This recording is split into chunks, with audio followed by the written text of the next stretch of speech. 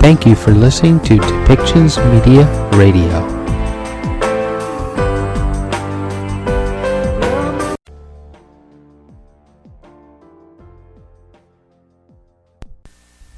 Welcome to Policy and Rights, the show about government policy and human rights.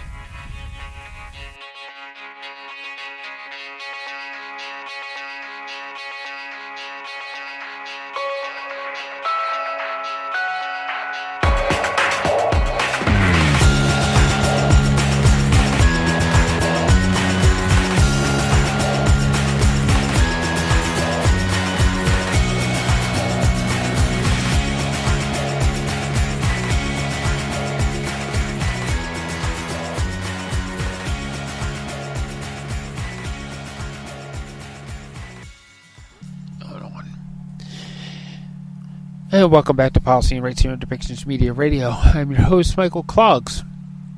We got a number of things to go over today. First, our hearts go out to the folks in Texas, in Harris County, that have been hit by flooding, storming, and tornadoes. I have a friend down there who is going to take a look and see how the county is actually assessing the damage. She does a lot of business in that particular area, and she is looking forward to their recovery and wants to help the people find their way back on their feet again. So with that, we also want to... Let's start with Iran. The Iran president, Ibrahim Raisi, died in a helicopter crash at the age of 63. The government has confirmed, and 9 people were on board the aircraft, including the country's foreign minister. No survivors were found after hours of long search operations in heavy fog. And adding to the weather, they could have played in a key role in the crash itself. Razizi's death comes at a front movement in the Middle East with war raging in Gaza. It has also come weeks after the Iran launch of a drone missile attack on Israel, in response to a deadly strike on a diplomatic compound in Damascus. And of course, we can talk more about the Trump trial. According to CNN reports, Donald Trump's ex-attorney Michael Cohen will be back in court today to face another round of cross-examination in the former president's criminal hush money trial. Cohen was on the stand for 3 days last week, where he implicated Trump in reimbursement payment to an adult film star, of course Stormy Daniels, which Mr. Trump denies having had a sexual affair with her, even if it was a one-night stand, who is at the heart of the Manhattan prosecutor's case. The prosecutors alleged Trump broke the law by falsifying financial records to cover up the payment. This, they argue, was to deceive voters in 2016 in an early example of election interference. Trump denies having had the affair with Ms. Daniels and has pleaded not guilty. Cohen is likely to be the last substantive witness to the stand for the prosecution, and then it will be the defense turn to make Trump's case. Of course, again, with Trump saying he's not guilty. The Baltimore Bridge. Of course, there's a bit of controversy around the Baltimore Bridge because the President Biden was very adamant in the fact that they should use federal funds to get the bridge started and figure out blame later on, because the bridge is a vital to the infrastructure and the economic stability of the city of Baltimore. Okay, according to the CNN report, the ill-fated cargo ship Dali is set to be moved today from the site of its catastrophic collision with the Francis Scott Key Bridge. Nearly 8 weeks have passed since the vessel lost power, veered off course, and slammed into the Baltimore Bridge on March 26, killing 6 construction workers, and the removal of the ship brings officials one step closer to reopening the port of Baltimore, which has been incapacitated since the incident. The wreckage has clogged a major shipping channel for sugar and automotive industries and has crippled a major city thoroughfare.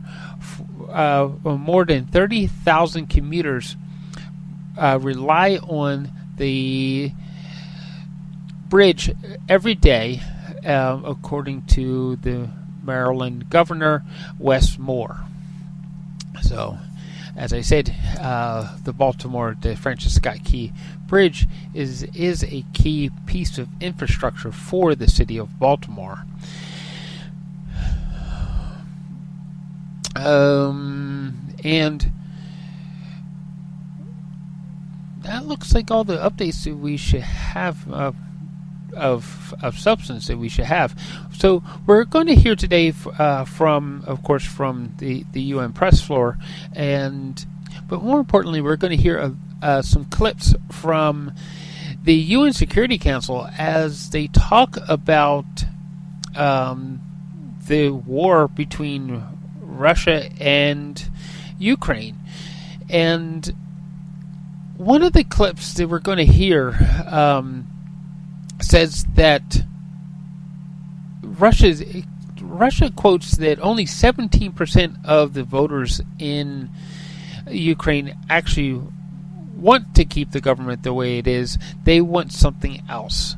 And this is what inspired, of course, the Russian invasion into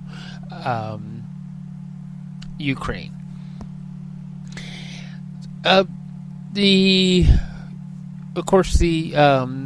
Ukrainian government is claiming that Russia's invasion was completely illegal, violated numerous Geneva Conventions and other international legal documents, and claims that Russia is also trying to interfere in their elections. So why don't we start with what happened on the UN press room floor, and then we'll hear some clips from the UN Security Council after that. Well, it's sunny here. What can I tell you? All right. Good morning, good afternoon, all. Just a programming note. Okay. Tomorrow I will be joined by our thoughts, guest, and thank you for listening to Policy Peggy and Rights Walters, today. who is the I've been your spokesperson, host, Director of Michael Communications Klogs. for the We International need to Organization for come to Migration. peaceful She will resolutions, brief and we you need to on the find a way to IOM's put a international ceasefire dialogue and on put all migration. these wars Stefano, out I hope you will be there. that we have going on around our world. I have a statement They, which of I'll course, read are out, still but which was continued issued fighting early as this I'm morning on speaking into the Iran. microphone The Secretary right now. General is saddened by the death In of Saeed Gaza, Ibrahim Raisi, the and president the of the people of Islamic Gaza Republic that of Iran, are just trying to and escape Hossein the Amir fighting. Abdollahian, the They're Minister just of simple Foreign people Affairs who of don't. the Islamic Republic of Iran, as well as They their just want to colleagues live their in the lives helicopter accident that took and place yesterday on May 19th. not be caught up The in Secretary General expresses his sincere political mess condolences that to has the families caused this of war. the deceased, as They well as want to the to be government free and people of the Islamic Republic of Iran. the Turning to Zionist oppression situation in that has Gaza, been put our in colleagues place with from the U.S., the UN Office against for the Coordination of the Humanitarian Palestinians Affairs and tell us that Israeli allow bombardments their continue to be reported their much families to across much thrive of Gaza, as and well as live ground well. incursions and heavy fighting, especially The in same- eastern Rafah in the we're south, going to apply and a in lot of that Jabalia same in the thinking north of to Gaza. More than the folks 900,000 men, women, in and children which is in about Ukraine. 40% of They Gaza's want to be 900,000, able just to which live is their about lives 40% of as Gaza's is. They population, don't have want to been be caught up displaced over the past 2 weeks. in the That politics, includes some as we're seeing it, 812,000 that people has caused from this Rafah war. and more than And 100,000 moreover, others in northern we Gaza. want to address. I want to address To this. date, more than 75% Vladimir of the Putin Gaza Strip, which is is about trying 285 to square kilometers, is under evacuation orders amid form a escalating dictatorship hostilities. that Under would international humanitarian law, recreate there's no need the to Soviet remind you, but I Union. will remind you. He nonetheless, wants to round civilians, up whether all they of move those or they countries stay, and must place be them protected, back under whether they're in Gaza, the their essential Soviet needs, including food, a shelter, flag again. water, and Only health this time it must wouldn't be met. communist. It would be As the simply large-scale Vladimir displacement of Putin. civilians in Gaza continues, His hundreds of brand thousands of people elections are experiencing extremely poor living conditions. means Our that we humanitarian intimidate partners people working to to vote provide shelter the way we to want the people them of to Gaza vote. report that there are no tents and very few shelters left. We should be in the allowed distribution. to vote, OCHA to says that cast our people vote displaced from according Rafah to are how seeking shelter we believe in Khan it will Yunis lead us and in to Deir a better al-Balah, life. or on any open land With that being available. said, That all of includes the voters access roads that, and agricultural lands that and damaged are buildings that have not facing, been checked and may be structurally a vote coming unsafe. up in the United States. Meanwhile, Please our colleagues vote are working according to to provide how water, your heart sanitation, feels. and hygiene support in Gaza. It doesn't They say there matter are shortages Trump, of Biden, hygiene kits and water containers Republican, for households Democrat. to collect and store water. This is vote especially critical according to given the what ongoing is going to displacement. bring your As family more the people most move peace. to areas lacking basic necessities such as water and food, So, our partners thank you trying to again. maintain Thank you for healthcare in listening. Gaza Please are find the bracing for a subscribe button further wherever surge it is, in and if you communicable find our support diseases button, and in please malnutrition. give us a The little escalating support fighting so in we Rafah can and in northern keep Gaza bringing has severely disrupted stories nutrition to you services. that we can According keep to our colleagues working on that visiting part of the response. schools In Rafah, the World Food and Program, try to inspire our young excuse people me, the partners of the to World Food Programs have vote lost and access to speak more than their 100 minds. distribution points for malnutrition prevention activities. I have a senior personnel appointment to share with you. Today, the Secretary General is appointing Janine Hennis-Plasschaert of the Netherlands as his new special coordinator for Lebanon. Ms. Hennis-Plasschaert succeeds Joanna Wernetka of Poland, to whom the Secretary General is grateful for the commitment and leadership of the UN Office for the Special Coordinator for Lebanon. Currently serving as the Special Representative of the Secretary General for Iraq and head of the UN political mission in Iraq, UNAMI. Ms. Hennis-Plasschaert brings to this position over 25 years of experience in diplomacy, international security, and Middle East affairs. Prior to that, as you will recall, she was the Minister of Defense of the Netherlands from 2012 to 2017, and she was the first woman to hold that position. Full biography is available to you. Our Deputy Secretary General Amina Mohammed is in Barbados to open the inaugural Global Supply Chain Forum alongside Prime Minister Mia Mottley and Rebecca Greenspan, the Secretary General of UN Trade and Development. The forum brings together industry leaders, policymakers, and experts to discuss policies that can support the global supply chain management in the face of increasingly frequent supply chain shocks and the future of global trade. While in Barbados, the Deputy Secretary General will also discuss the reform of the international financial architecture with Prime Minister Mottley, including the Prime Minister's Bridgetown Initiative. The Deputy Secretary General will return to New York tomorrow evening. And also on travel, our Undersecretary General for Humanitarian Affairs and Emergency Relief Coordinator, Martin Griffiths, is in Doha, in Qatar, to hold talks with senior government officials on ways to bolster the partnership between Qatar and the Office for the Coordination of Humanitarian Affairs. He is also there to discuss ways to ensure the humanitarian system is better prepared to address crises, and there are quite a few of those. Today, Mr. Griffiths spoke at the Global Security Forum, where he noted that strategic competition has been hidden and not so hidden in hand behind the outbreak of seemingly endless conflicts. But he said that he has hope because of the fiercest conflicts. Humanitarian diplomacy has appealed to the common good, such as with the Black Sea Grain Initiative. Humanity will outlive the decisions of bad leaders, Mr. Griffiths said. Turning to the situation on the ground in Ukraine, our humanitarian colleagues in Ukraine are telling us that today, over the weekend, escalating hostilities in the Kharkiv region have continued to cause multiple civilian casualties, including among children, first responders, and health personnel. That's what local authorities are telling us. Meanwhile, attacks in eastern and southern Ukraine over the weekend caused scores of civilian casualties and damage to homes and civilian infrastructure. Again, that's what authorities and humanitarian workers are telling us. In the Kharkiv region, aid organizations have registered nearly 8,500 people at the transit center in Kharkiv City, where they're now receiving humanitarian assistance, including food, clothes, hygiene items, and health services. Aid workers are also providing support in other parts of Ukraine that are impacted by the hostilities. And this morning, the High Representative for Disarmament, Izumi Nakamitsu, briefed the Security Council in an open meeting on threats to international peace and security. She said that over the last months, transfer of arms and ammunition to the Ukrainian armed forces have continued. On the other side, there have also been reports of states transferring or planning to transfer weapons to the Russian armed forces, and that these weapons have been used in Ukraine.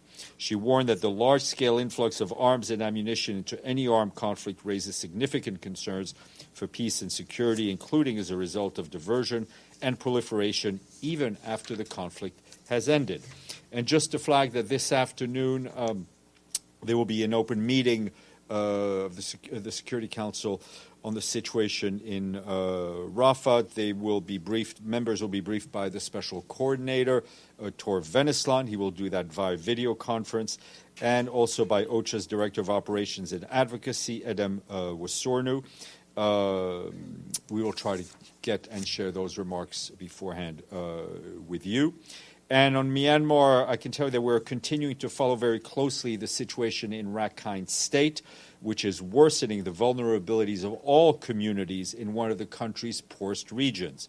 Our team on the ground is deeply alarmed by the latest reports of further escalating violence and destruction taking place in Butidong and Mongodao townships. In the capital of Rakhine State, that is the town of Sitwe, that town also remains concerning. The situation in that town also remains concerning, with reports of food shortages, unavailability of cash, soaring market prices, water scarcity, and the spread of waterborne diseases. Humanitarian assistance and essential services have been heavily interrupted across the states. Over the weekend, the High Commissioner for Refugee, Filippo Grandi, and the High Commissioner for Human Rights, Volker Turk, both called on all parties to pause the fighting, protect civilians, and allow immediate and unhindered humanitarian access. They also appealed to neighboring countries to extend protection and to allow safe access to refugees fleeing for their lives. We all call on military and political leaders, as well as community influencers, to do their part to de-escalate and diffuse attempts to reignite intercommunal tensions, particularly between ethnic Rakhine and Rohingya, and to avoid the repetition of past human rights atrocities that we have seen in Rakhine State. And some good news from our peacekeeping mission in Abyei. Our peacekeeping colleagues are telling us that over the weekend, the Ngok Dinka and the Misereya communities signed an agreement on at a post-migration conference in central Abyei to foster peaceful farming and grazing and improve intercommunal relations. The gathering was a follow-on to the successful pre-migration conference held in Nung, which is located west of Abyei, in December of last year, and follows a welcome decline in clashes between the two communities during the migration season. More than 140 community leaders and members from both communities, including 41 women, attended the 4-day conference facilitated by the UN Peacekeeping Mission and other UN and non-UN organizations. We have a new resident coordinator to share with you. The Secretary General has appointed Christelle Younis of Lebanon as the UN resident coordinator in Guinea. With the host government's approval, she started today. Ms. Younis brings more than 20 years of experience in humanitarian, human rights, and development work in international organizations as well as academia. She previously served as Director of Human Rights and Humanitarian Policy Concentration at Columbia University's Graduate School of International Public Affairs in New York. Her work experience has been in Sudan, Somalia, Afghanistan, the Democratic Republic of the Congo, Bosnia, the Middle East. Lots more online. We congratulate her. Big international day today, with a bit of a buzz in the air, if I may say so. Bees! It is the World Day of Bees. Bees and other pollinators, such as butterflies and hummingbirds, have a fundamental role to play in the survival of our ecosystem. Unfortunately, they are increasingly under threat from activities by us humans. We are the culprits, as usual. Madame Salume. Thank you, Steph. A couple questions, but first you mentioned Rafah and military activity there. Can you give a little more detail on the extent of the operations that are happening in Rafah now? Is it ground troops? Is it constant fighting? Is it just bombardment? Is it back and forth? The operations are ongoing in different forms. They don't seem that limited to us. People are forced to flee, to seek safety, to seek shelter. This has been a constant, especially in the last months, where they're seeking safety where nowhere is safe, and then they're being told to move again. It's having a disastrous impact, obviously, on the civilians. It's having an extremely complicated impact on our humanitarian operations. I mean, nothing has come through Rafah. Would you call it a full-scale invasion of Rafah? I can't. It's not for me to qualify it, but it's these military activities are ongoing. On the International Criminal Court, I know it is not a United Nations body, and however, it has been criticized of late of being political, not impartial. I'm wondering if the Secretary General has faith in the neutrality of the International Criminal Court and what it does, and how can you characterize his feelings about it and its role and what it's there for? As you said in your preamble, it is a separate organization from the United Nations. I mean, we have an agreement on how we operate with each other, and that's a public document that was issued back in 2013. The SG is obviously aware of the request by the prosecutor to a pretrial chamber for the issuance of warrants, but they're separate institutions. He has no voice in how the court is run, on how the prosecutor does his job. So it's not for him to comment on it. Does he welcome the referral? Does he have any reaction to it at all? He's aware of it. Deji. Yes. Has the Secretary General had any contact or phone calls with any Iranian officials after the helicopter crash? Yes, he spoke to the permanent representative of the Islamic Republic of Iran this morning to express the feelings that are in his condolences, to express the feelings that are in the statement. Does the Secretary General concerned this would impact the stability of the region there? Look, I think that's a question for analysts and journalists such as yourself. I mean, we've been informed that there have been successors have been named in accordance with the Constitution. So I'll leave it at that. Another separate issue: China's Taiwan region was seeking for participation in the WHA. Can you remind us what's the position of the UN on this issue? Well, it's up for the members of the World Health Assembly to decide for themselves. As you know, the World Health Organization is a specialized agency. It has its own governing body, which is the World Health Assembly. So, Secretary General has no say on how they works. For ourselves, on the Secretariat end, our policy towards China is guided by the relevant General Assembly resolutions that you know well. Miriam. Thanks, Steph. A question about Rosemary DiCarlo's trip to Afghanistan. Can you share us more information on that trip and what has been discussed in the meetings because there are some statements coming out from the Taliban's de facto authorities that saying that they should be recognized as the sole representatives of Afghanistan in order for them to participate in the third Doha meeting with the special representative. I don't have any readouts of her meetings, but I will try to get you something. What is the purpose of the trip? Do you have that? I don't have anything for you at this point, but I'll try to get you something as soon as I can. Yeah, please, if you can send us something on that. And also on the special envoy for Afghanistan and the process of picking someone. Has the Secretary General decided? Updates. Is he in a rush because the third Doha meeting is coming up? No updates. We're at strike 2 on my end. I apologize. Alan. Thanks, Stefan. On May 20 in 2019, Volodymyr Zelensky became a president. So according to the constitution of the Ukraine, today is the last day of his 5-year tenure at this position. So there are no elections. There is no any comment from the Constitutional Court of Ukraine in this regard.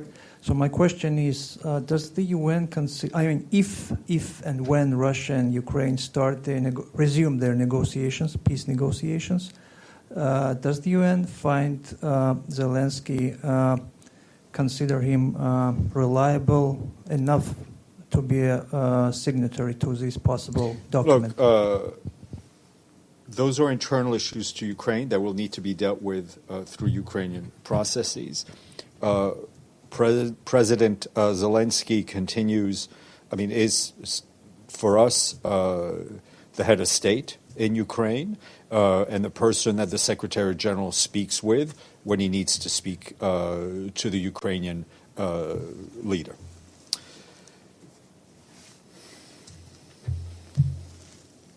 Thank you, Stefan. My question is about UNAMI. You mentioned that the head of UNAMI, Ms. Janine Hennis, is leaving her position.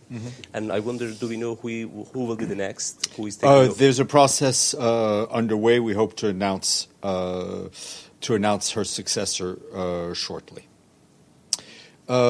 Mike. I don't want this question to sound harsh. That's okay. Ibrahim Raisi is widely recognized as being responsible for brutal executions of thousands, possibly tens of thousands of dissidents. He led a brutal crackdown of protesters at home. Women's rights went by the wayside. What exactly is the Secretary General saddened about? Look, we have the Secretary General, through his reports on human rights in Iran, through the words that he has said himself, through what I've said here, has never been shy about expressing his deep concerns about the human rights situation in Iran, notably on the issues of women. Those words are very clear. They're in black and white, and they stand. It does not stop him from expressing condolences when the head of state of a member state of this organization and a foreign minister with whom he met regularly, who was here in New York a few weeks ago, dies in a helicopter crash. Condolences, I understand. It seems like he's personally saddened by the death, according to the well, that's exactly it. But I think those to be saddened by the death of the head of state does not mean that he doesn't stand by everything he said about the issue of human rights in Iran. Second question for you. There have been a lot of discussions here lately about the statistics about fatalities and casualties in Gaza and back and forth. When all is said and done, does the UN have any intention, any mechanism of separating civilian casualties from combatant casualties in Gaza? I think we've been very clear as to the source of the data that we are sharing with you, and I think we've always been transparent on that. In conflict zones, when we're able to physically verify the number of deaths or have direct access, we do so, and we disaggregate. Thank you. Excuse this non-native English speaker. In as much as we can, for the obvious reason that there is conflict still going on in Gaza, we're not able to do that. But I think we're very transparent on the numbers that we use. Has the UN asked for those Yeah, to be categorized? those numbers are just not being shared. Stefano. Thank you, Stefan. One is a follow-up on President Raisi. That when was exactly the last time that the Secretary General had the contact with the President of Iran, specifically on what you were saying before, like the human rights and especially the rights of women? I think the last time he saw him, which I can check the dates, but I tell you those issues have been regularly raised. You should also take the time, if you're interested on issues of human rights in Iran, on reading the Secretary General's report on human rights in Iran, which I think is extremely clear and direct. So, in one phrase, how the Secretary General will have considered, what I will have said to the President of Iran about the situation of human rights and especially women? He's raised. I mean, read the readouts that we issue. I mean, they are. But you can't say he has raised his concerns repeatedly in meeting with Iranian officials on the issues of human rights. We still have the head of state and a foreign minister, as I said, that the Secretary General has regularly met with, right? Regularly spoken to, died, killed in a helicopter crash. I think the Secretary General's sentiments as expressed are human. But does the Secretary General hope? Okay, then I have another question that has to do with the ICC. To clarify, I mean, has to be accepted this warrant by the. I think that's you need to look at the procedures of how the ICC. But let's works. say if this is going far, does the Secretary General, let's say, will meet with the Prime Minister of Israel if there is? Well, on Israel, it's a hypothetical question. Let me finish. Is a hypothetical question because no warrants have been. Other people have been issued warrants, and there is a UN document which outlines exactly what UN officials can do, and it's a public document. We're happy to share with you, given it's a public document. In our guidelines, they set out policy on the contacts between UN officials and persons who are subject of arrest warrants or summonses from the ICC. In essence, contacts between UN officials and such individuals should be limited to those which are strictly required for carrying out essential UN mandated activities. So it's not, other people have been issued ICC warrants. There is a policy which we follow on what to do. Not just yet. Monsieur, then Madame. Thank you, Steph. Follow up on the ICC application for arrest warrants for Hamas and Israeli leaders. Does the Secretary General perceive this as an indictment, or it's a separate stage from a formal indictment by the court? The arrest warrant. I mean, it's not, listen, because it's not a summons. On the issue of the procedures of the ICC, talk to the ICC, right? But I'm not a lawyer. I don't pretend to be one. But I think even I know there's a difference between issuing a warrant and an indictment. Linda. Thank you, Steph. This is in regard to UNRWA. I was just wondering if you could give us a little update in terms of UNRWA's principal role these days, activities in Gaza, given the conflict, and is there any schooling going on? How many people are staying at facilities, that kind of thing? I don't have it's a good question. I can get an update on the number of people staying, that UNRWA is sheltering in some of its places, which it's huge. UNRWA is trying to do whatever it can to alleviate the suffering of the civilians in Gaza. Schooling, as it was done before, is non-existent, right? They are trying to help children overcome the trauma that they're suffering every day. It's opportunistic assistance, it's haphazard, and it's not sustainable because of the ongoing conflict. Can I just ask you, in terms of aid. Your microphone a little closer, please. Thank you.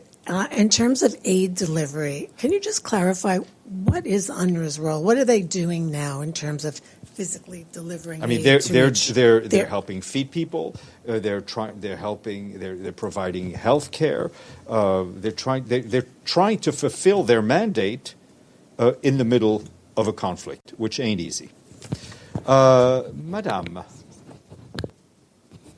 Thanks, Stefan. I have a question on Haiti.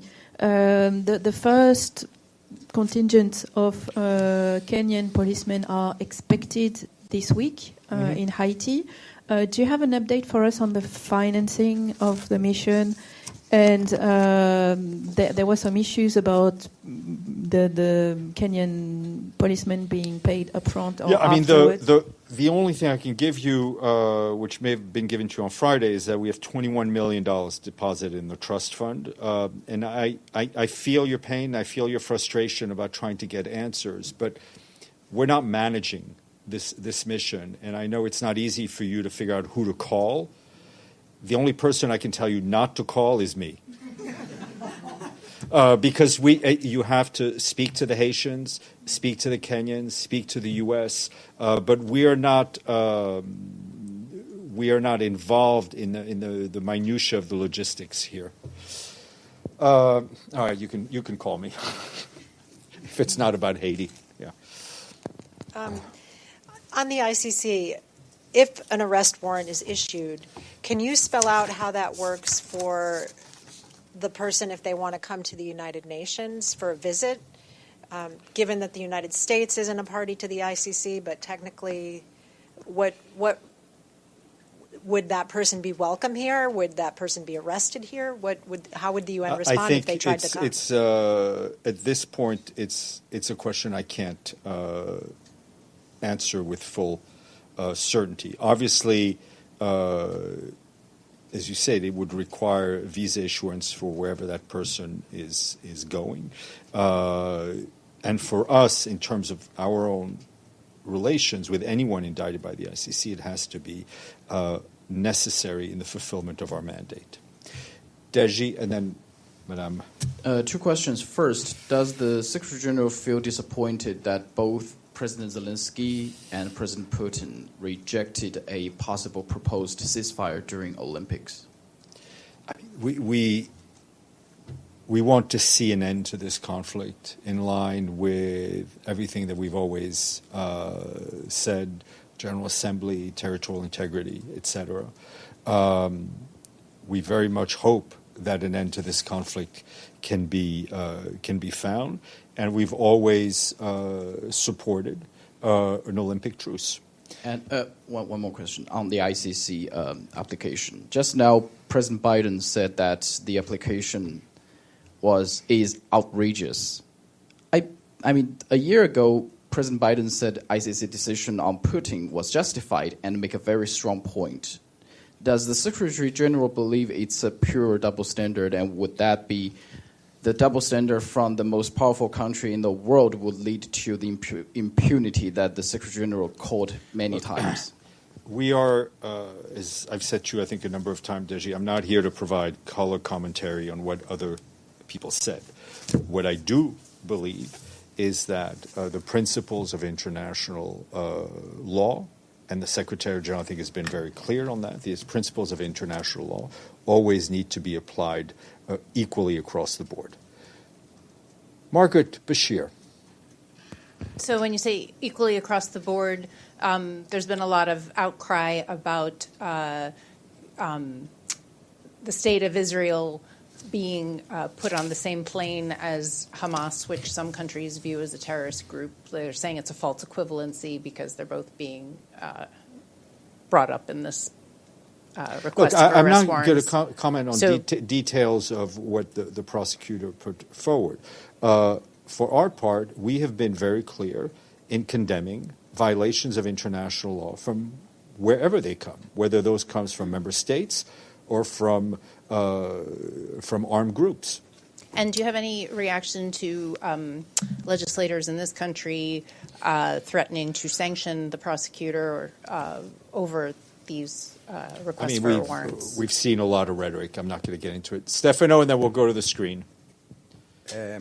After all he has suffered, does the Secretary General feel vindicated by the warrant against Netanyahu after the criticism that he had suffered from the beginning? The Secretary General, every Secretary General has suffered from a lot of criticism from day one to the last day.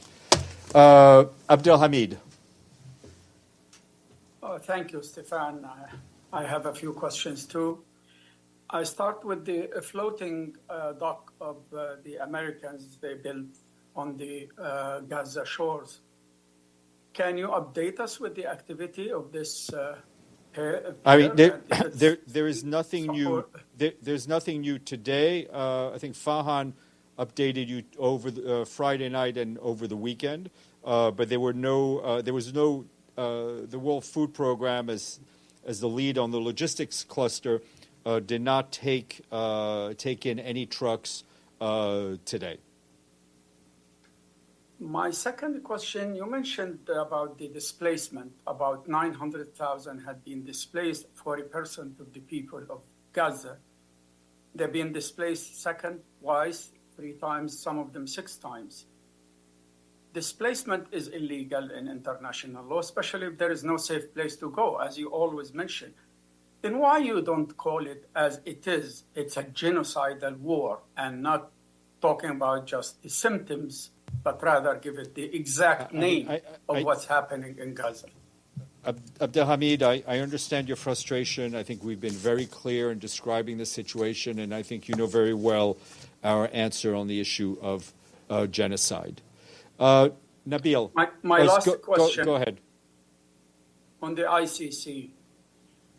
I mean, there were 2 Israelis were involved. I mean, they mentioned by name the Prime Minister and the Defense Minister. On the other side, the 3 were or to be indicted, maybe. Does that make it a mockery of the ICC when all the crimes Israel committed in Gaza and being in the ICC? I think, Abdelhamid, with due respect, you need to ask that question of Karim Khan, the prosecutor. Nabil, and then Dennis.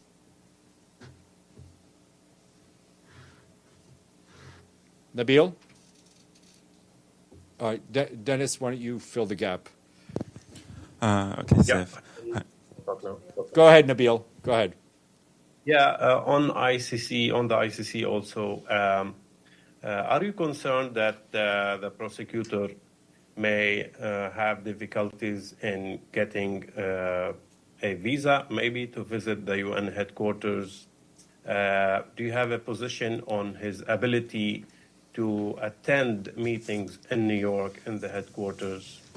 Well, that's a hypothetical, but I can tell you that we've always called on any member state that is host to a UN meeting or to a UN headquarters to facilitate the travels of anyone who is coming to attend a meeting, either at headquarters or at a UN-sponsored conference. And that is our principal position and not going to change. Dennis. Just wanted to have an update. Does Secretary General plans to go to Ukraine peace conference in Switzerland? No update for you on who would represent the UN at that conference. As soon as I have something, I will share that with you. You want to stand between me and lunch? Sorry. It's a dangerous place to place yourself between a Frenchman and his lunch. Go ahead. Apologies. But did you just say that the UN would request to allow someone with a warrant, with an ICC warrant, even if they had a warrant, you would request? No, he to was talking facilitate about. He was talking about. If I understood Nabil's question about Karim Khan, about threats against people from the ICC not being delivered visas. Okay.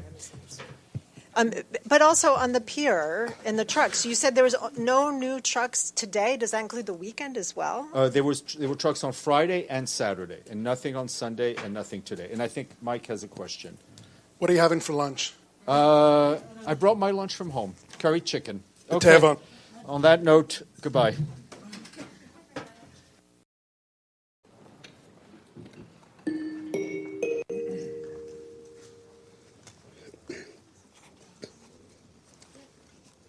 The 9,629th meeting of the Security Council is called to order.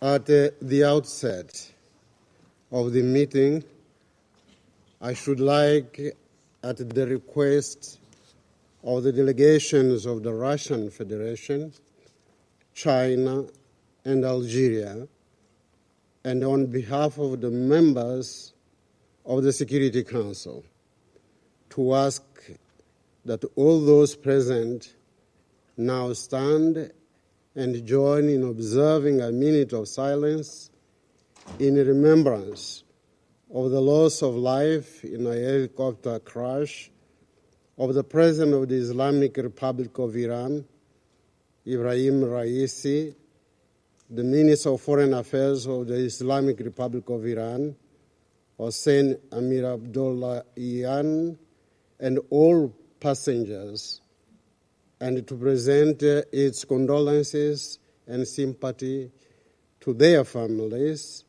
and the people of the Islamic Republic of Iran.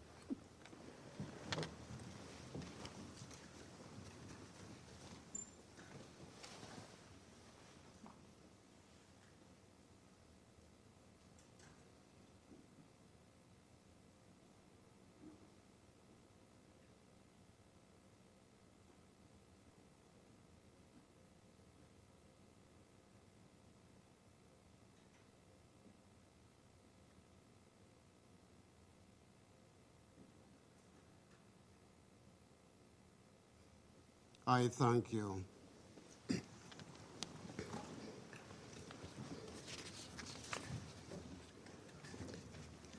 The provisional agenda for this meeting is threats to international peace and security.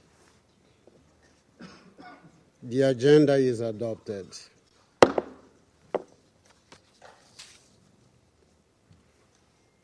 In accordance with the Rule 37 of the Council's Provisional Rules of Procedure, I invite the representative of Ukraine to participate in this meeting. It is so decided.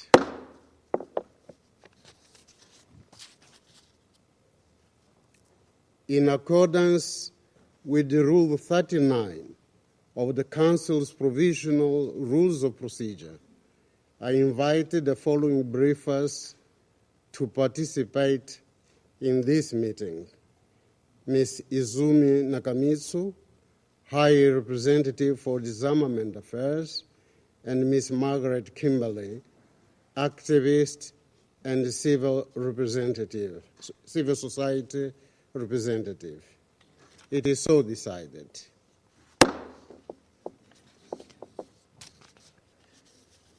The Security Council will now begin its consideration of item 2 of the agenda.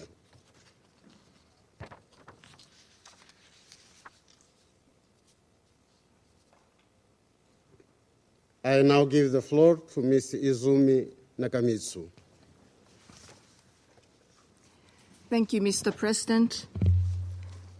Mr. President, distinguished members of the Security Council, Excellencies, ladies and gentlemen, before I start, I would like to extend my condolences to the families of and the people of Iran following the passing of President Ibrahim Raisi, Foreign Minister Hossein Amir Abdollahian, and other passengers in a tragic helicopter crash yesterday.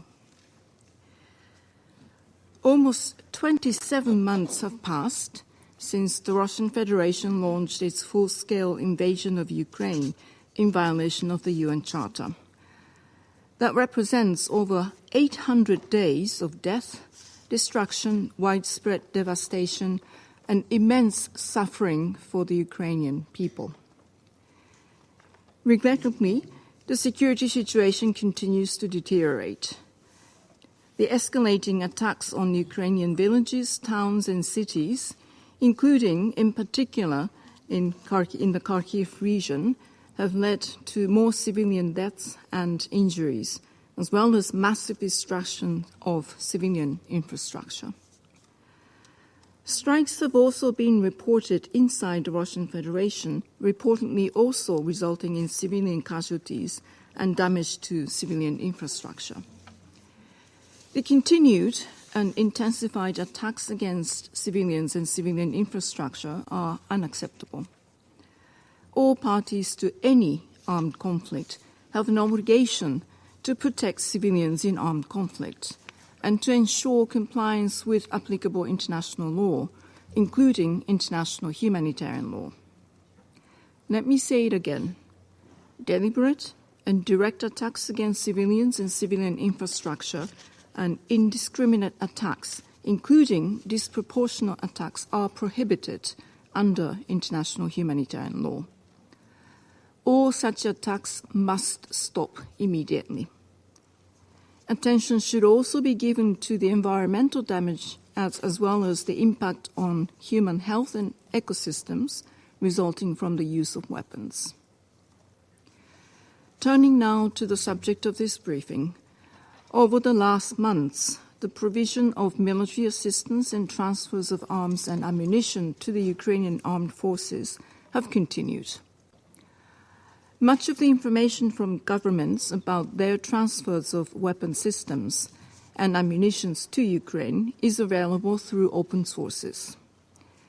These transfers have reportedly included heavy conventional weapons such as battle tanks, armored combat vehicles, combat aircraft, helicopters, large-caliber artillery systems, missile systems and uncrewed combat aerial vehicles, as well as remotely operated munitions, small arms and light weapons and their ammunition. There have also been reports of states transferring or planning to transfer weapons such as uncrewed aerial vehicles, ballistic missiles and ammunition to the Russian armed forces, and that these weapons have been used in Ukraine. I reiterate that any transfer of weapons and ammunition must take place within the applicable international legal framework, including, of course, relevant Security Council resolutions. Reports related to the transfer and use of anti-personnel mines and cluster munitions in Ukraine are deeply concerning. There must be an immediate end to the use of these inherently indiscriminate weapons, which have a devastating and long-lasting humanitarian impact on civilians. Ukraine is now one of the world's most heavily mine-contaminated countries, and it will require decades of clearance efforts with the support of the international community to make sure communities are safe from the threat of mines. Mr. President, the large-scale influx of arms and ammunition into any armed conflict raises significant concerns for peace and security, including as a result of diversion and proliferation, even after the conflict has ended.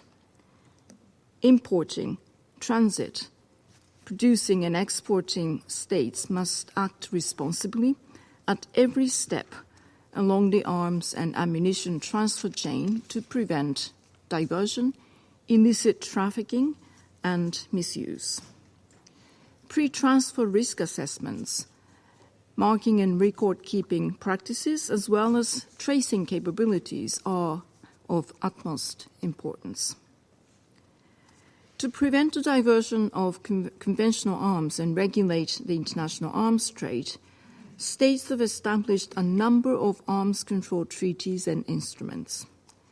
This includes the Arms Trade Treaty, the Firearms Protocol, the Programme of Action on Small Arms and Light Weapons and its International Tracing Instrument, and the Global Framework for Through-Life Conventional Ammunition Management. Universal participation in the relevant treaties, as well as full and effective implementation of these treaties and instruments, must remain a priority. Mr. President, From 24th of February 2022 to 16th of May 2024, the Office of the United Nations High Commissioner for Human Rights has verified that conflict-related violence has killed at least 11,017 civilians and injured 21,445 in Ukraine. It is very concerning that the number of injured civilians has increased significantly for the second month in a row. As in past months, the vast majority of civilian casualties are a result of the use of explosive weapons with wide area effect in populated areas. The Secretary General has consistently and unequivocally urged all sides to avoid the use of explosive weapons in populated areas. Such use is highly likely to result in an indiscriminate, direct and long-term harm, and to ultimately take combat out of urban areas altogether. I take this opportunity to refer to the political declaration on strengthening the protection of civilians from the humanitarian consequences arising from the use of explosive weapons in populated areas, adopted in November of 2022. Regrettably, the use of armed, uncrewed aerial vehicles and missiles continues to cause civilian deaths and injuries, as well as damage to civilian infrastructure. Just like any other weapons or weapon systems, armed uncrewed aerial vehicles and missiles must not be used in a manner inconsistent with international humanitarian law. Mr. President, distinguished members of the Security Council, I wish to reiterate the United Nations' commitment to support all meaningful efforts to bring a just and sustainable peace in Ukraine, guided by the United Nations Charter and international law, including relevant General Assembly resolutions. It is time to put an end to this war. I thank you very much for your attention. I thank Ms. Nakamitsu for our important briefing. I now give the floor to Ms. Margaret Kimberley. Thank you very much, Mr. President. Thank you all for this opportunity to address the Security Council and to provide a briefing on the issue of peace as it relates to Ukraine and its connections with people in this country and all over the world. As a journalist, executive editor of Black Agenda Report, and a member of the Black Alliance for Peace and the United National Anti-War Coalition, and as a citizen of the United States, the nation taking a lead role in continuing the crisis, I'm eager to speak to this issue. As of now, the U.S. has allocated nearly $175 billion for the Ukrainian war effort and to support the workings of Ukraine's civilian government. For the last 2 years, we've seen a terrible war which would end if this country and others would stop providing arms and instead seek peace. There were opportunities for that to happen in March and April of 2022, when the government of Turkey hosted peace talks between Ukraine and the Russian Federation. The possibility of peace was lost when my country and others subverted these talks by promising the government of Ukraine that it would receive an endless supply of weapons with which to achieve a military victory. Not only has that victory been elusive, but thousands of Ukrainians, the people this country claims to care so much about, have lost their lives. And of course, many Russians have also perished. The goal should be for the death toll to end for both nations. We don't have to guess why this huge sum of money has been spent. We need only recall what the President of the United States and his foreign policy team have said publicly.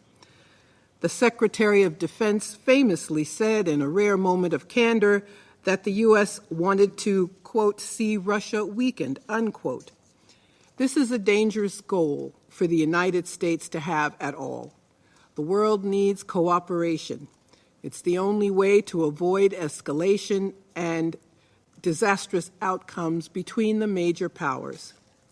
The U.S. shouldn't be attempting to weaken any nation, but should be continuously engaged in finding ways to prevent and to end conflict. Not only is the Secretary's confession dangerous, but it has surely failed. President Biden himself said that U.S.-imposed sanctions against Russia would, quote, turn the ruble to rubble, unquote. No such thing has happened, and other nations have suffered economically from the futile effort to keep Russian oil off of world markets. Global South nations in particular were most impacted by what turned out to be a failed effort.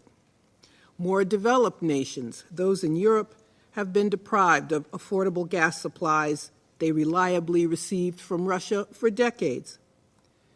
There have been other serious consequences, and some of them have fallen on people in this country, the one most responsible for continuing the crisis. Project Ukraine, as it is called, is a bipartisan effort, with both Republicans and Democrats supporting the continued infusion of huge sums of money to the defense industry, the military-industrial complex, and to dubious projects in Ukraine itself.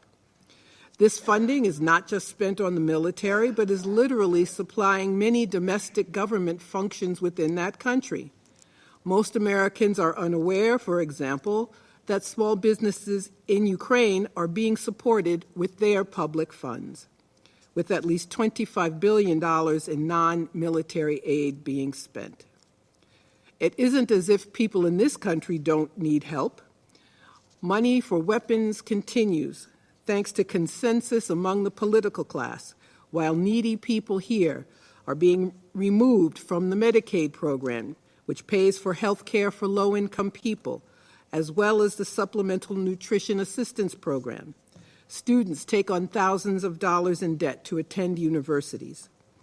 The same administration, which is committed to spending money on weapons, has never presented a plan to help the estimated 500,000 people in the U.S. who are unhoused. There are constant calls to cut or end these programs altogether, but the funding stream for war remains untouched. Democracy itself is in crisis because of these endless conflicts. War is not the only indicator of violence in the world, and peace is not just the absence of conflict. War-making leads to immiseration, which is antithetical to the concept of peace. The U.S. public do not have the unanimity of opinion on Ukraine that one would expect, considering that billions of dollars have been allocated. Even those who say they support this effort also say they would like to see negotiations too. A recent poll indicated that 71% of people in this country would like to see a negotiated settlement instead of ongoing conflict. But the millions of Americans who want an end to the conflict have been deprived of the representation we are supposed to have. Not only does the administration refuse to reconsider its position, but there are reports that President Biden wants to prevent future presidents from playing a different role. According to President Zelensky, he's working with the U.S. and other NATO nations on a 10-year plan to provide weapons. Joe Biden can only serve for a maximum of 4.5 more years, meaning that he wants to make a commitment that a future president cannot change. In so doing, he invalidates the concerns of voters in this country and of the people who are supposed to represent them. As a citizen of the United States, I'm shocked by the lengths this country will go to in order to pursue a dangerous plan that's doomed to fail. The most recent tranche of U.S. weapons funding is dependent upon Ukraine mobilizing men, approximately 500,000. Several million Ukrainians fled to nearby states in 2022, but now they are told they cannot renew their passports abroad. They must return to Ukraine, where we see videos of men literally being press-ganged into service, dragged off the street and forced to join the military. The freedom that is allegedly being fought for seems to require a lack of freedom for Ukrainians who face the risk of death in the battlefield. This corruption requires a steady stream of indoctrination and propaganda to keep the U.S. population from asking questions or actively opposing the war. I suppose that is why Secretary of State Antony Blinken thought it wise to perform with the Ukrainian band on his last visit to Kiev. Not only that, but neither the Secretary nor his handlers were aware that the song he performed, Rockin' in the Free World, is a lament about poverty and hopelessness in a supposedly free world, which isn't truly free. The administration is so divorced from reality, they thought it wise for Secretary Blinken to play this song as men are rounded up to be cannon fodder.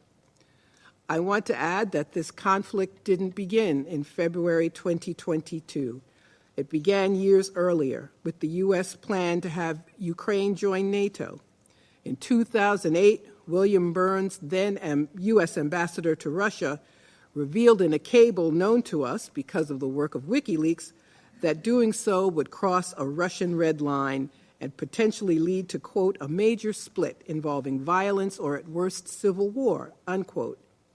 As we all know, WikiLeaks publisher Julian Assange languishes in a UK prison, facing extradition to the country that has made an example of him because he has revealed secrets such as this cable. I reiterate that there have been peace proposals in the past 2 years, with the most recent effort being made by the People's Republic of China, which has developed a comprehensive 12-point plan that could mean the end of destruction and suffering if it's given serious consideration. Lastly, I would make a plea to the United Nations to use its power to investigate a catastrophic event that is tied to the Ukraine conflict. On September 26, 2022, the Nord Stream pipelines were destroyed in an explosion which also sent 15 million tons of CO2 into the atmosphere, thus contributing to global warming. Investigations have been closed without conclusion, and at least one internationally known investigative journalist has provided evidence of U.S. involvement. Sadly, no one in a position to investigate in this country has demanded that. It is imperative that the United Nations undertake an independent investigation of its own. This is only possible if fantasies about domination are finally and firmly rejected. Doing so would free nations to be honest with one another, to struggle over issues, but to resolve them without death or expenditures of money that are better used for human needs. I thank you all profusely for this opportunity and for the work of the Security Council in upholding the United Nations Charter on behalf of the people of the world. Thank you very much. I will now give the floor to the representative of Ukraine. Well, thank you, Mr. President. Distinguished members of the Security Council, I express my appreciation of the briefing by High Representative Nakamitsu. I also recognize Putin's envoy in the permanent seat of the Soviet Union. There is nothing remarkable about Ms. Kimberly's participation in today's meeting other than her wonderful choice of Ukrainian flag colors, yellow and blue. And that is about it. We have already highlighted the detrimental impact of such Russian propaganda shows on the credibility and integrity of the Security Council. It is a mockery of the Council's mandate when the aggressor demands that the Council address complaints about the victim of aggression still having weapons to defend itself. It is a mockery of common sense when the aggressor makes such demands after opening a new front and thus significantly expanding the area of hostilities, human suffering, and destruction. The north of Kharkiv region, particularly the town of Vovchansk, is now suffering the same fate as other hotspots of the Russian war against my country. Settlements are being razed to the ground. People are fleeing their homes. Those who cannot evacuate are subjected to inhumane treatment by Russian soldiers. Unfortunately, there have already been reports of executions of local residents by Russian soldiers in the northern part of the town of Vovchansk. In particular, the Kharkiv prosecutor's office is investigating the murder of a disabled person in a wheelchair near the local hospital committed by Russian forces. This was discovered through footage filmed by a Ukrainian reconnaissance drone on May the 17th. Yesterday, Russian airstrikes killed 12 civilians, including a pregnant woman, in the village of Cherkasska Lozova, Novoasinove, and Kovsharivka in the Kharkiv region, as Russian terrorists once again resorted to the tactics of double strike. 2 paramedics were among the victims. Russian-guided aerial bombs, ballistic and cruise missiles, shells and mines continue to destroy Ukrainian infrastructure, kill Ukrainian people, and poison the natural environment of Ukraine. We are alarmed that Russian troops flagrantly violate the Chemical Weapons Convention by resorting to artillery shelling with chemically hazardous substances. In April alone, 444 cases of use by Russia of ammunition containing hazardous chemicals were recorded. That is 71 cases more than in March. We remain concerned about Russia's ongoing attempts to exploit the occupation of the Zaporizhzhia NPP as a part of its military strategy. Russia continues to use its territory to launch drones and train drone pilots, taking advantage of the fact that the defense forces of Ukraine cannot return fire in the 1.5-kilometer zone around the plant. Russia's obsessive inclination to request council meetings on weapon supplies is in fact a manifestation of their desire to expand such a no-return fire zone to the entire Ukraine. For Ukraine, however, this is a matter of survival. We are therefore grateful to our allies who continue to support our fight. Air defense systems will help protect Ukrainian infrastructure. Fighter jets will help push back the Russian aircraft that currently launch guided aerial bombs from deep within their territory. Armor and artillery will help move the front line away and restore normal life in the territories occupied by Russia. Ukraine will continue to exercise its inherent right to self-defense under Article 51 of the UN Charter until threats to its people and its sovereignty are removed and the Russian aggression is stopped. Mr. President, since the beginning of the Russian aggression, illegitimacy narratives have been the backbone of Russian propaganda. To justify its aggression in 2014, Russia made claims about a so-called coup d'etat in Ukraine.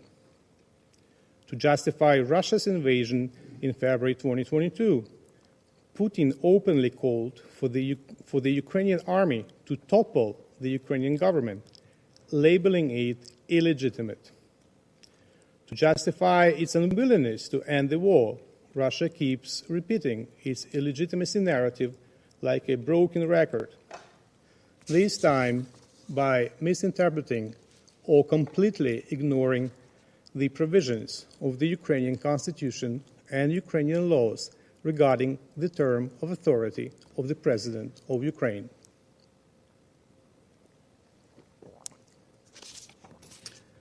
Let me clear the Russian mess and set the record straight so that there is at least some use of this massive misuse of the Council by the Russian delegation. In accordance with the Article 103 of the Constitution of Ukraine, the President of Ukraine is elected by the citizens of Ukraine for a 5-year term on the basis of universal, equal, and direct suffrage by secret ballot, something possibly not really known in Russia until now. Paragraph 1 of Article 108 stipulates that the President of Ukraine exercises his or her powers until the assumption of office by the newly elected President of Ukraine.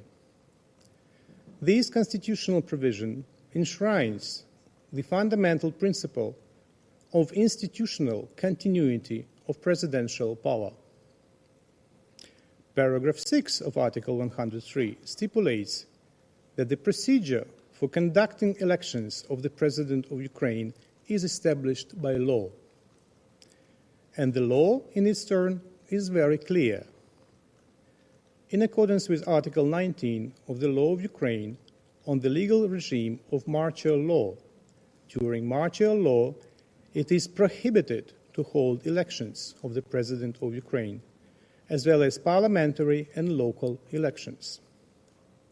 In accordance with Article 20 of the Election Code of Ukraine, and I quote, "In the event of martial law or state of emergency being imposed in Ukraine or its separate territories, the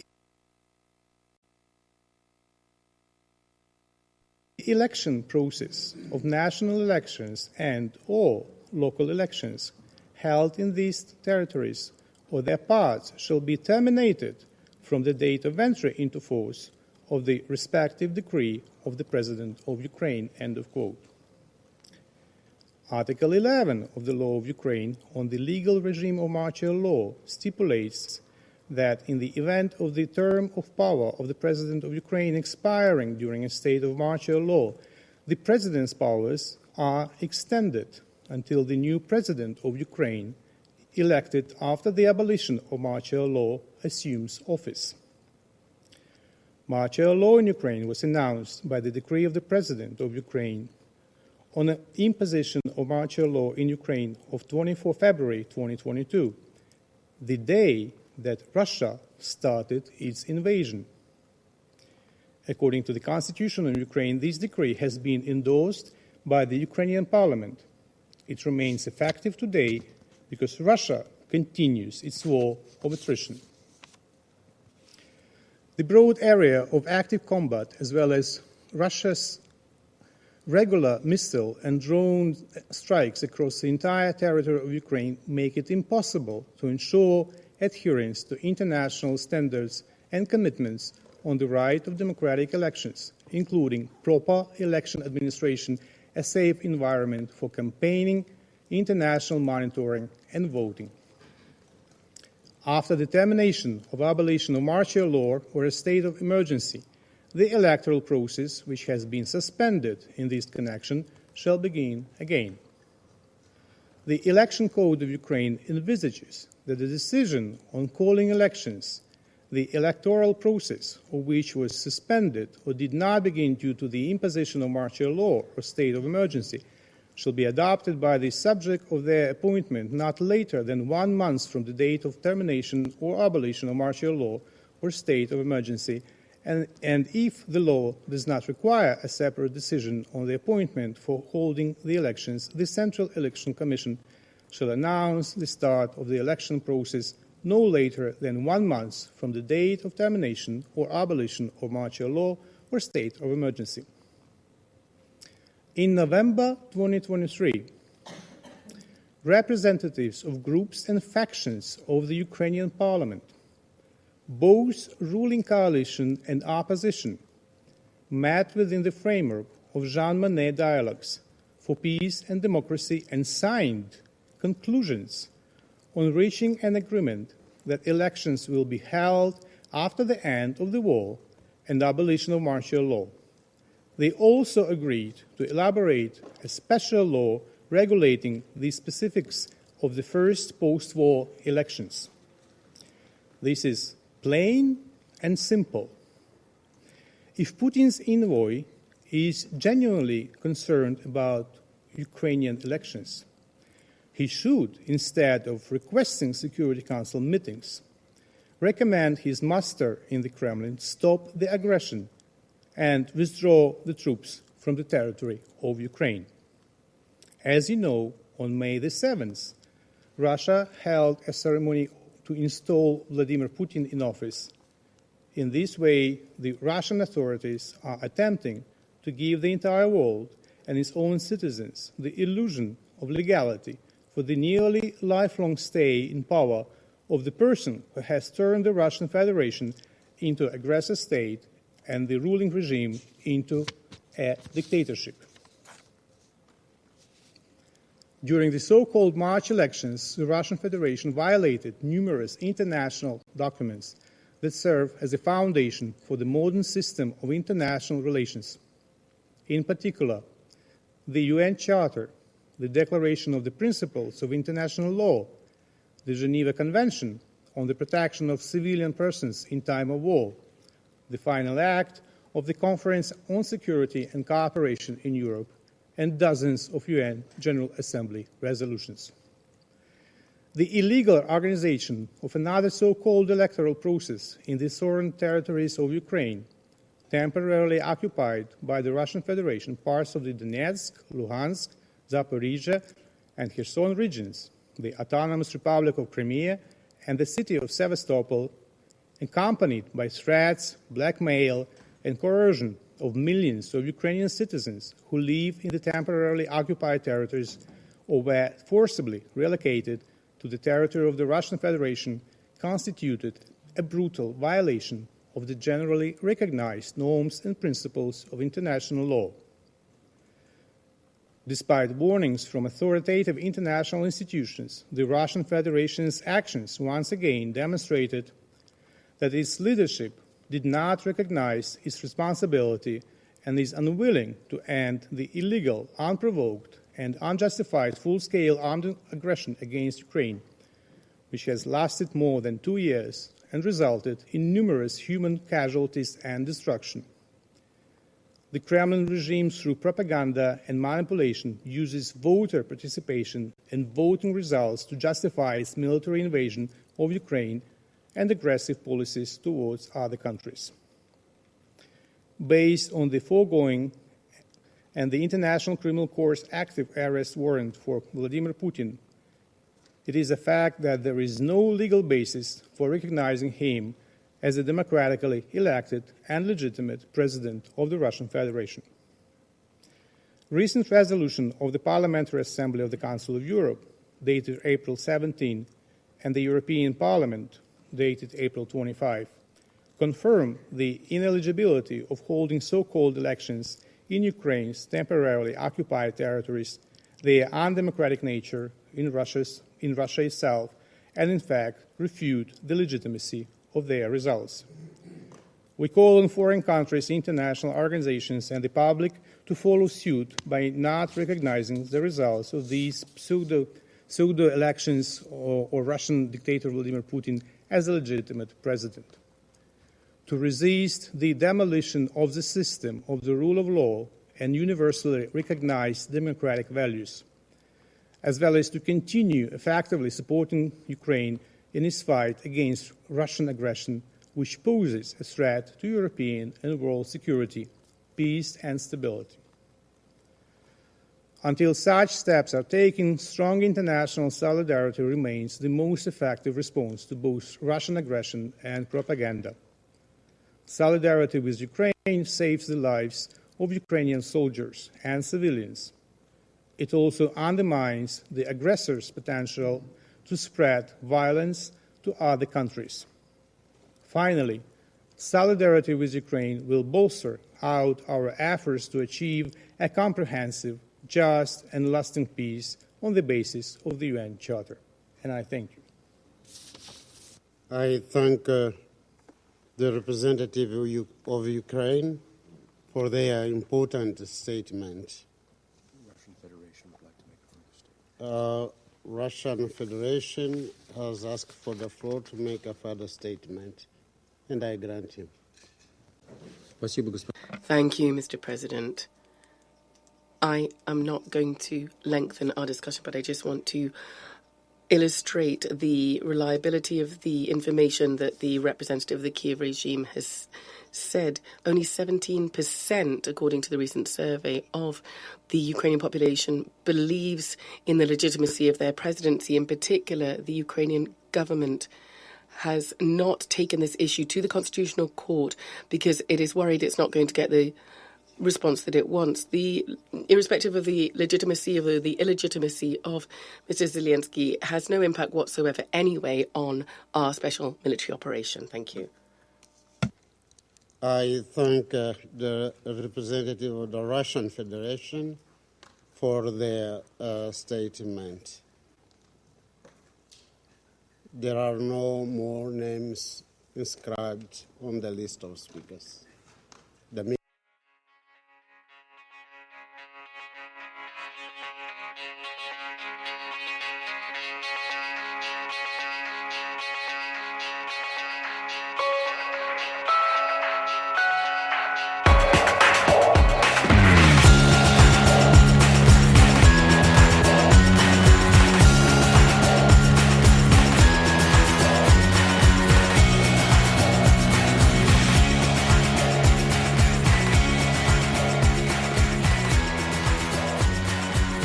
This show has been produced by Depictions Media.